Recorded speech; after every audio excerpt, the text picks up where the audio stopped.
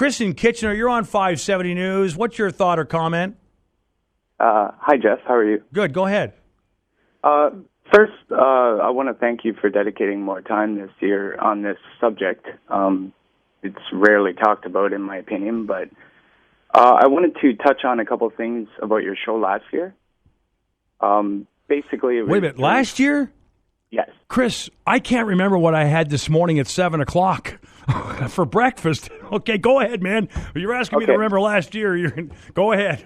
Well, it was the Florida pastor story. You might remember that. He wanted to burn the Quran. Oh, okay. Okay. All right. Yes. Okay. Yeah. It kind of upset me that he got so much attention by the media, and, basically it wouldn't even have been a threat at all whatsoever if it wasn't for the media, making him known. But the second problem I had was when you were describing the fires in the World Trade Center buildings. Mm-hmm. You described them as being like 5,000 degrees. Now, listen, Chris, I pointed out in emails to many of you, okay, that I was embellishing, okay? It was, yes. I should have said it was really hot, okay? Yes, all right, you did. Okay. I appreciate you correcting yourself. Okay, all right. Let's get on with what, Chris, you're wasting time here. Let's get on with what we're talking about now. Okay? Let's get on with now. I can't recall what the hell went on last year, neither can the listeners. Well, it's kind of important to understand the temperatures of the fires because... Go ahead with the temperatures. Okay. But bring that into now. Let's not talk about last year. There's no reference point right now. Okay. Well, you've looked into the evidence, you said, by architects and engineers, and there was molten steel coming out of the towers. Mm-hmm. You know that. You saw that. Yeah. And there was the firefighter's testimony as well that said that there was molten metal running for about a month. Mm-hmm. So basically, the problem is office fires with jet fuel cannot melt steel. And that's the key question is you're missing about 1,000 degrees. And this is one of the biggest questions that, NIST still denies that it's even present. So that's one of the biggest problems I have with it. Now, one thing, Chris, have you ever thought of this? Here's something I looked into, okay? We talk about the 1,300 architects and engineers for truth. Do you know how many? I looked into this because I have two reports from two architects, all right? Okay. In the United States and Canada, there are 3.72 million architects and engineers. Now, what do those guys have to say about this? You see, I'm just saying 1,300 of them say this, and okay, fine. But what do the other architects and engineers say? And I just wonder it seems like that doesn't seem like a big percentage of the total amount out there. Well, I know definitely they haven't signed a petition backing up the official story. So it's not 1,300 against millions, really. I would say I'm saying 13. Don't even have an opinion. Well, yeah, but if you ask them, I'm just throwing that out there that wasn't in loose change. You know what I mean? Like we point out there's 1,300, but I think it's important that you're talking about temperatures. I think it's important we know there's over 3.7 million architects and engineers. So they must have an opinion too, and I'm only saying that to be fair in the argument or the discussion.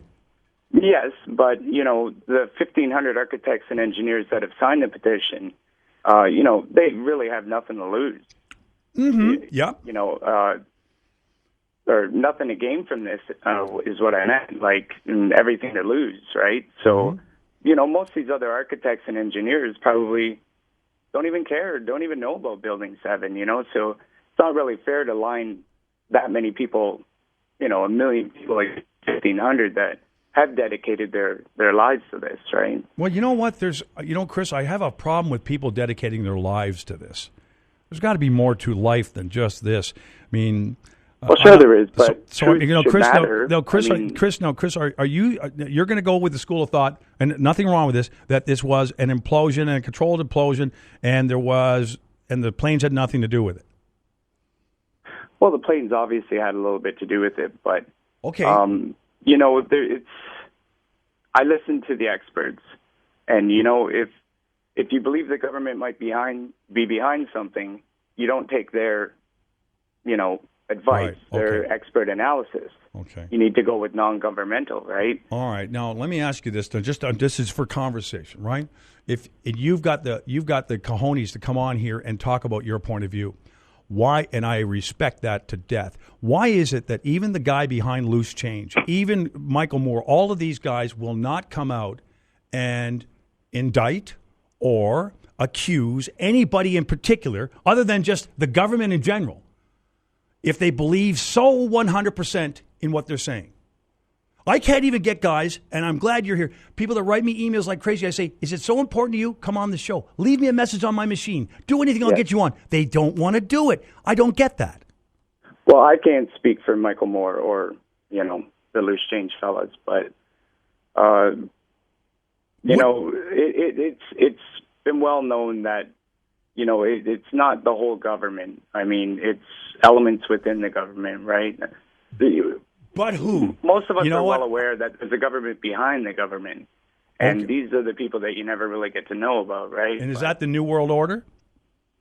I have no idea. There's lots of talk about that. But I'm trying to stick with facts, right? Well, I know, but I have people just as dedicated as you who say this is all because of the New World Order, and they're the ones behind it.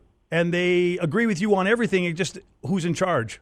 So, what can I do, Chris? Chris, I am out of time for you. I'm not trying to cut you off, but I've got another caller here, Derek in Kitchener. Go ahead.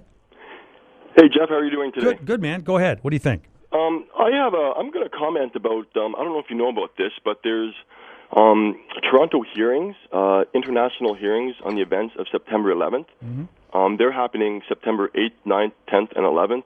At Ryerson University.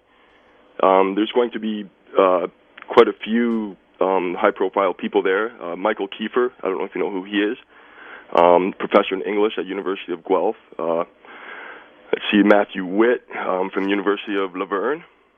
Okay, you're going to have to move along, Derek, because I'm almost out of time. Okay, and I'd just like to say that I'm one of the founders of Kitchener Truth. We don't believe the official version.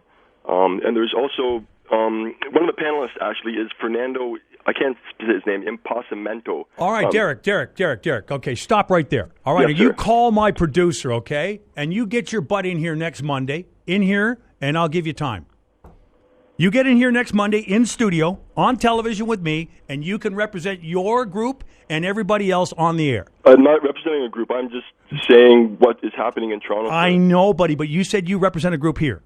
Yes. Why don't you come on and tell us why you don't believe the official story? Why don't you come on and talk to us? Well, I would, but, like other people, I work. Okay, gotta go. You see, if it's so important to you, then find the goddamn time to get off work. Excuse my language. Jeez. Every one of you says the same thing to me. It's so important to me, but gosh, I can't be there.